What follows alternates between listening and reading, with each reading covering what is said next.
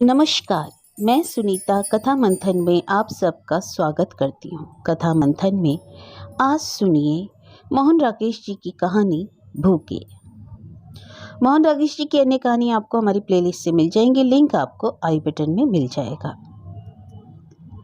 पहली बार उस महिला को मैंने शिमला की माल रोड पर देखा था। तब वह शिमला में शायद नई आई थी। शिमला में नए आने वाले लोग यदि उनमें कुछ भी विशेषता हो तो बहुत जल्दी पहचाने जाते हैं, और मेरे दोस्त सतीश जैसे लोग 4-6 दिनों में ही उसकी आर्थिक, पारिवारिक और सामाजिक स्थिति का पूरा ब्यौरा भी ढूंढ निकालते हैं। सतीश यह सब पता किस प्रकार पा लेता है यह तो नहीं कह सकता, अलबत्ता इतना जरूर है कि उसकी बात कभी गलत नहीं निकलती। इसलिए हम उसे चलता फिरता इंसाइक्लोपीडिया ही कहा करते थे। जिस समय हमने उस महिला को पहली बार देखा उसी समय मैंने सोच लिया था कि सतीश जरूर उसकी खोज खबर निकालेगा। वह सुंदर तो थी ही, पर उससे भी बड़ी बात यह थी कि भारतीय ना होने पर भी उसके शरीर पर सलवार कमीज बहुत खिल रही थी।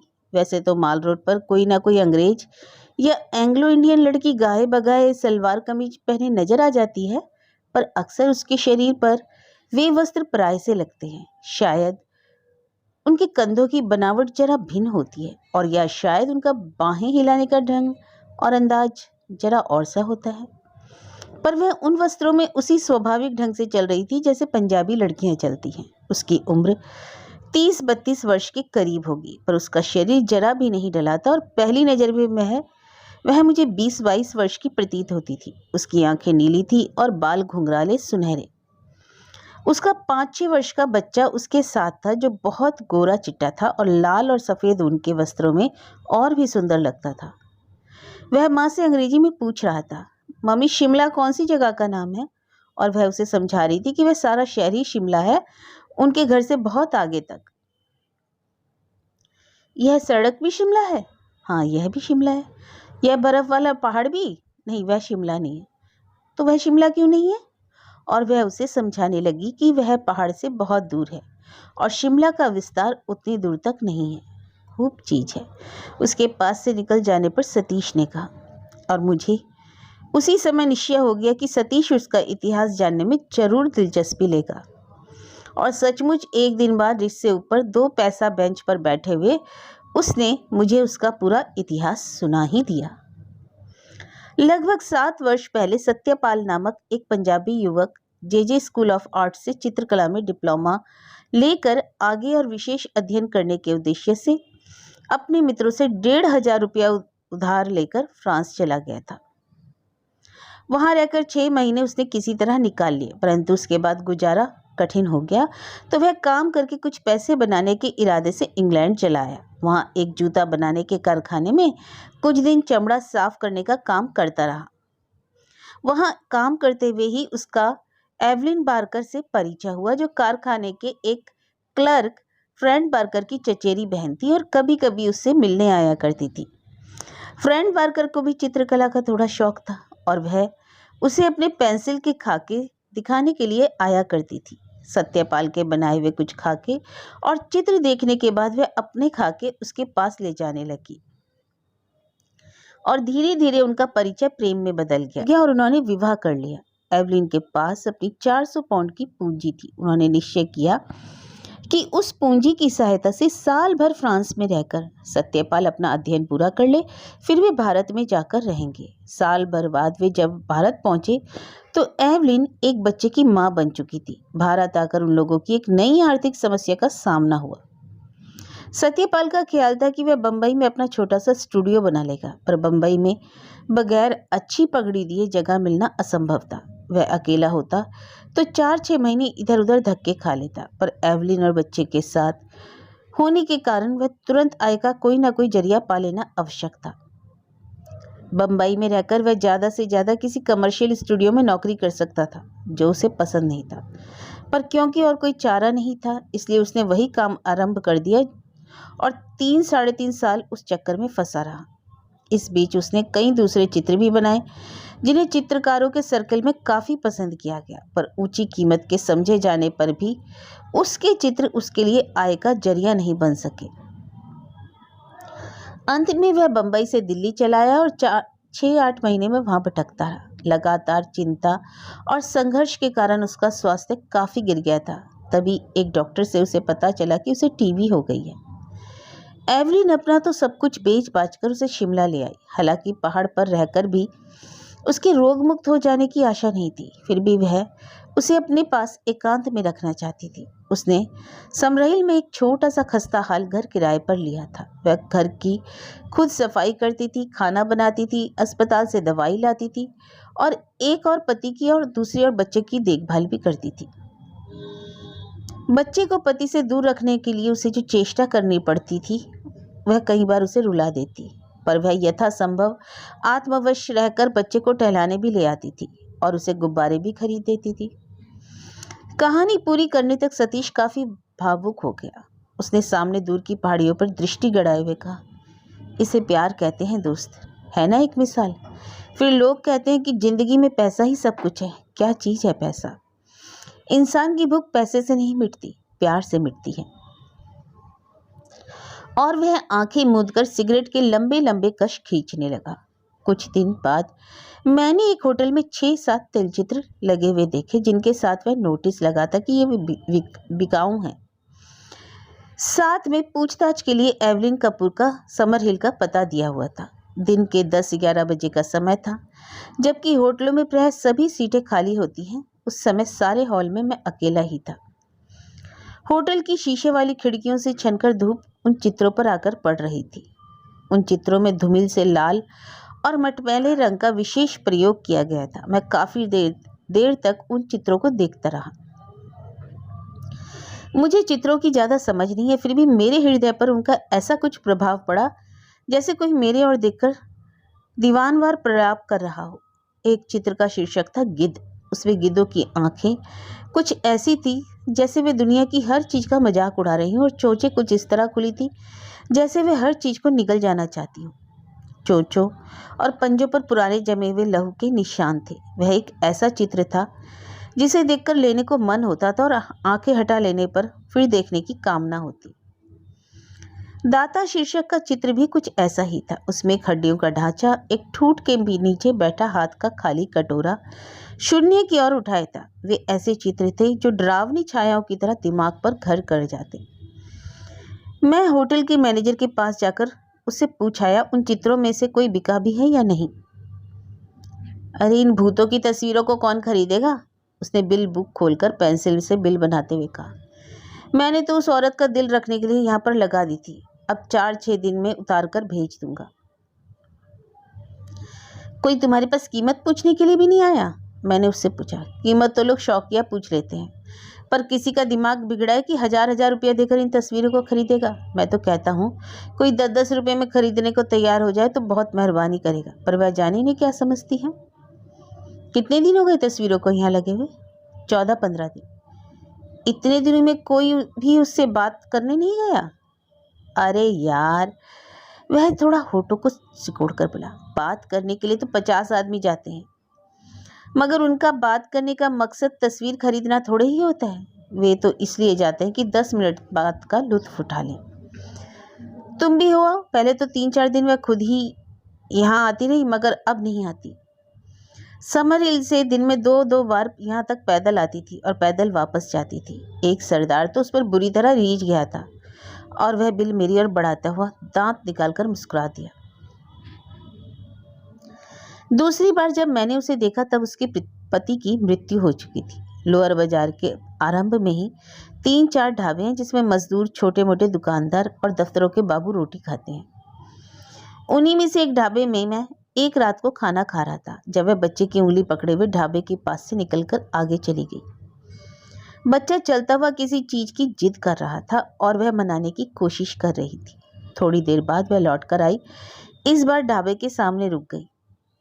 बच्चा उसका हाथ पकड़कर उसे ढाबे की ओर खींचने लगा। होटल के लाला, नौकरों और वहां बैठकर खाना खाने वाले सब लोगों की नजर उस पर केंद्रित हो गई। उसने क्षण भर दुविधा में इधर उधर देख और फिर बच्चे को साथ लिए हुए ढाबे के अंदर आ गई। अंदर बैठे हुए लोग आंखों ही आंखों में एक दूसरे की ओर इशारा करके मुस्कुराए। एक सरकारी दफ्तर का क्लर्क स्वर के साथ उंगलियां चाटने लगा। एक नौकर के हाथ से दाल की कटोरी गिर गई। वह बच्चे को लिए कोने में बनी हुई लकड़ी के केबिन में गई और महीनों का मैला पर्दा उसने आगे खींच दिया। नौकर उधर ऑर्डर लेने जाने लगा तो लाला ने उसे इशारे से रोक दिया और स्वयं उठकर ऑर्डर लेने पहुंच गया। पीछे से एक बाबू ने फप्ती कसी, अरे हम भी बैठे हैं सूद साहब। लाला ऑर्डर लेकर मुस्कुराता हुआ अपनी गद्दी पर लौट आया और नौकर से बोला, अंदर एक आलू की टिकिया दे आए। लोगों की बातचीत प्राय बंद हो गई और खामोशी से खाना खाया जा रहा था। लोगों की आंखें, नासिकाएं और होठ मुस्कुरा रहे थे। जो बातें कहीं नहीं जा सकती उनका चटकारा लोग इशारों में ले रहे थे। नौकर जब आलू की टिकिया प्लेट में डालकर अंदर ले गया तो सहसा अंदर से बच्चे के रुआंसे स्वर में चिल्लाने का शब्द सुनाई दिया, मैं अंडे खाऊंगा, अंडे, मैं तुझे अंडे खिलाऊंगी, जरूर खिलाऊंगी। उसकी माँ का संयत स्वर सुनाई दिया, पर इस समय नहीं, फिर कभी खाएं। नहीं, मैं भी खाऊंगा। बच्चा उसी तरह रोया। तुझसे कहा ना अभी नहीं। माँ बोली, मैं तुझे हर रोज अंडा खिलाया करूंगी, थोड़े दिन ठहर जा। बाहर खामोशी और गहरी हो गई। इशारेबाजी भी बंद हो गई। लोगों के चेहरे पर हल्का खिसियायापन दिखाई दे रहा था। रोज नहीं खाऊंगा, सिर्फ आज ही खाऊंगा। बच्चा मचल रहा था। आज तुम टिकिया खाओगे, खाओ। नहीं, मैं सिर्फ टिकिया नहीं खाऊंगा। लाला अपनी जगह से फिर उठा और प्लेट में 2 उबले हुए अंडे रखकर अंदर ले गया। लोगों की दृष्टियों का भाव फिर बदल गया और एक आदमी थोड़ा खांस दिया। यह बच्चे को दे दीजिए, उसने अंदर जाकर कहा। आपको किसने लाने के लिए कहा? कहा तो किसी ने नहीं, ये मैं अपनी तरफ से। नहीं, वापस ले जाइए। वह बुदबुदाता हुआ वापस लौट आया। एक आवाज सुनाई दी, सूद साहब, अंडे घर की मुर्गियों के हैं या बाजार की? लाला ने एक बार आग्नेय दृष्टि से कहने वाले की ओर देखा और फिर हिसाब की कॉपी के पन्ने पलटने लगा। अंदर से बच्चे के सुबकने का स्वर सुनाई दे रहा था। तू खाएगा या नहीं? माँ ने उससे तीखे स्वर में पूछा। बच्चा को कुछ उत्तर ना देकर सुबकता ही रहा। तो उठ चल यहाँ से, उसने और भी सख्त स्वर में कहा और बच्चे को लगभग घसीटती हुई बाहर निकल आई। उसके बाहर आने पर मैंने उसे गौर से देखा। वह पहले से काफी बदली हुई थी। उसकी नीली आंखों के नीचे हल्के हल्के काले दायरे बन गए थे। उसके होठों पर पपड़ियां जम रही थी और गालों पर खुश्क सफेदी झलक आई थी। यद्यपि उसके शरीर का कसाव पहले जैसा था, फिर भी चेहरे पर प्रौढ़ता आ गई। पंजाबी वस्त्र उस समय उसके शरीर पर उतने स्वाभाविक नहीं लग रहे थे और उसका बच्चा भी पहले से कुछ दुबला हो गया था। उसके होठ लगातार रोने वाले बच्चे के से लग रहे थे। उसके नरम बाल सिर पर उलझ रहे थे और पलकों में आंसुओं की 2 बूंदें अटकी हुई थी। वह केबिन के बाहर आते ही तेजी से अपना हाथ झटक कर माँ से पहले ढाबे के बाहर चला गया। एवलिन ने गद्दी के पास रुककर पैसों के विषय में पूछा तो लाला ने त्योरी चढ़ाए उत्तर दिया, 4 आने। वह जानती थी कि एक टिकिया के उसे 2 आने चाहिए, इसलिए उसने तीखी नजर से लाला को देखा, मगर बिना कुछ कहे 2 दुअन्नियां उसकी गद्दी पर फेंक कर बाहर चल दी। आज रेट बढ़ा दिए सूद साहब। उसके चले जाने पर एक आवाज सुनाई दी। बड़ा दिमाग दिखा रही थी, लाला सब खाने वालों को लक्षित करके बोला। अब सारा दिमाग निकल गया कि नहीं? और फिर सब कुछ पहले की तरह चलने लगा। बातें, कह कहे, दाल सब्जी, जोड़ जोड़ की पुकार। थोड़ी देर के लिए जो विराम आया था उसने लोगों की भूख और बढ़ा दी, क्योंकि तंदूर में रोटी लगाने वाला बहुत फुर्ती से काम करता हुआ लोगों की मांग पूरी नहीं कर पा रहा था। तीसरी बार मैंने उसे काफी दिनों बाद देखा। सतीश और मैं शाम को बॉल रूम की तरफ जा रहे थे। महीने के पहले सप्ताह में हम लोग एक आध बार अय्याशी कर लिया करते थे। हमें खुद नाचना नहीं आता और ना ही वह हमारा किन्हीं लोगों से परिचय था, मगर अपने लिए इतना बहुत था कि कोने में बैठकर वहाँ नाचती हुई आकृतियों को देख लेते थे। सतीश उनमें से कईयों के इतिहास भी सुनाया करता था। शिमले की प्राय सभी सोसाइटी गर्ल्स वहाँ आती थी। उनका मेकअप और उनकी मुस्कुराहटें दूर से बहुत सुंदर लगती थी। वहाँ मित्रता के नाम पर वे सौदे आसानी से हो जाते थे, जिन्हें सरेआम करना अपराध था। वह हमें बॉल रूम से थोड़ी दूर कच्चे रास्ते पर दिखाई दी। वह अपने बच्चे को साथ लिए एलजीएम होटल की तरफ से आ रही थी। उसने साधारण छीट का फ्रॉक पहन रखा था और उसके बच्चे ने वही लाल और सफ़ेद ऊन के कपड़े पहन रखे थे जो अब मैले हो रहे थे। वह बच्चे की उंगली पकड़े ऐसी सूनी नज़र से सामने देखती चल रही थी जैसे आसपास की किसी वस्तु की स्थिति का आभास ही ना हो।